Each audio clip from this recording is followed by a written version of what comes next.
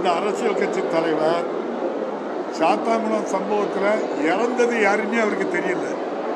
இறந்தது ஜெயராஜ், அவர் சொல்றது ஜெபராஜ்னு சொல்றாரு. அது அப்போ எப்படி அவங்களுக்கு வசனம் எழுதி கொடுத்து வாசிட்டு போகிறாங்கன்னு எனக்கு தெரியல. ஜூலை மாதம் 22, 23 தகப்பனும் பையனை இறக்குறாங்க. ஜூன் மாதம், ஜூலை மாதம் வரை வழக்கு பதிவு பண்ணல. காவல்துறை அதிகாரியோ மாண்புமிகு அப்போது முதலமைச்சராக இருந்தவங்களோ நடவடிக்கை எடுக்கலை. பல காரணங்கள் சொன்னாங்க. அப்போ நீங்கள் அப்போ இந்த முதல்வர் அன்னைக்கு சொன்னது, நீங்கள் அவங்க மேலே சரியான நடவடிக்கை எடுக்கலை அப்படின்னு சொன்னால் நான் கோர்ட்டில் போய் சிபிஐ விசாரணை கேட்பேன்னு தான் சொன்னாங்களே தவிர சிபிஐ விசாரணை வச்சதை அவமானம்னு சொல்லலை.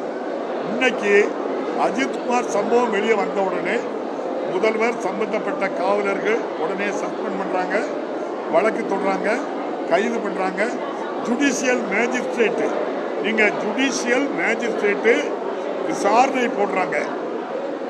இந்த கவர்மெண்ட்டுக்கு யாரையும் பாதுகாக்கணும்னு நோக்கம் இருந்தால் ஜுடிஷியல் விசாரணை போட வேண்டிய அவசியம் வந்திருக்கு. போட்டுட்டு ஸ்டேட் கவர்மெண்ட்டு சிபிசிஐடிக்கு மாற்றி நாங்கள் விசாரிச்சோன்னா நீங்கள் என்ன சொல்லுவீங்க?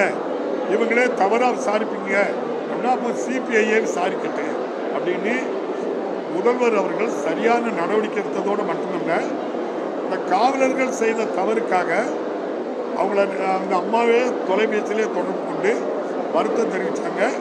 அந்த குடும்பத்துக்கு அந்த அடுத்த பையனுக்கு வேலை கொடுத்துருக்காங்க, இடம் கொடுத்தாங்க, வீடு கட்டக்கு தூரத்தில் நாங்கள் வேலையும் பக்கத்தில் கொடுக்கறதுக்கு ஏற்பாடு பண்ணியிருக்காங்க.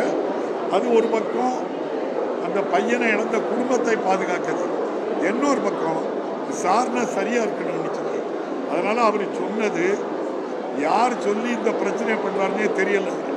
ஏன்னா சம்பவம் நடக்கு, சம்பவத்தில் ஈடுபட்டவங்க அவ்வளோ பேர் மேலேயும் வழக்கு பதிவு, கைது, ஜுடிஷியல் விசாரணை, சிபிசிஐடி எஸ்பிசிஐடி விசாரணை, அதுக்கப்புறம் சிபிஐ விசாரணைக்கு வந்தாச்சு.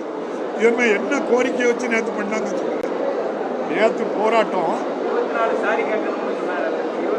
அது அந்த எண் சரியும் இல்லை.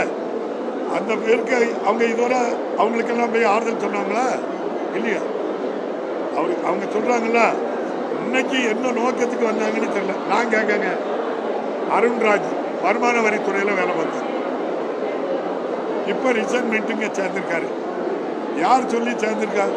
எல்லாருமே சொல்கிறாங்க மாண்புமிகு உள்துறை அமைச்சர் அமித்ஷா தான் நீ அங்கே போய் சேருன்னு சொன்னாங்க. எனக்கு தெரியாது. வருமான வரித்துறை எங்கள் வீட்டில் வந்து ரைடுக்கு வந்து அதில் என்ன குற்றம் சொன்னாங்க அல்லது புஷி ஆனந்தை வச்சு சரி பண்ணாங்களா?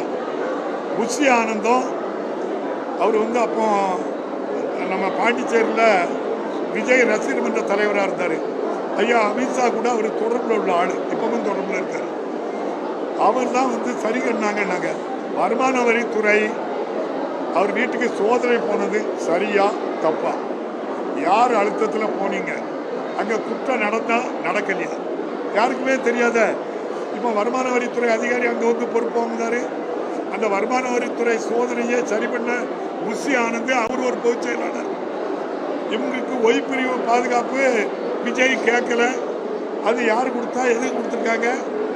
எல்லாமே சொல்றது தான் சொல்றேன். நீங்கள் பத்திரிகைகள் தான் சொல்றீங்க. மத்திய அரசு, ஒன்றிய அரசு, பாரதிய ஜனதா கட்சி சொல்லி தான் கட்சி ஆரம்பிக்க.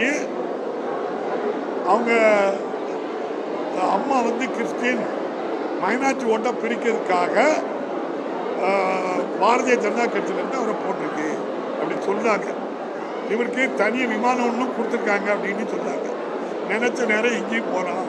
அது உண்மையா பையா நீங்கள் தான் விசாரிச்சு. பிளே ஸ்டோர் மற்றும் ஆப் ஸ்டோரில் இருந்து பாலிமர் செயலியை QR கோடு மூலம் பதிவிறக்கம் செய்யுங்கள். செய்திகளை உடனுக்குடன் பெறுங்கள்.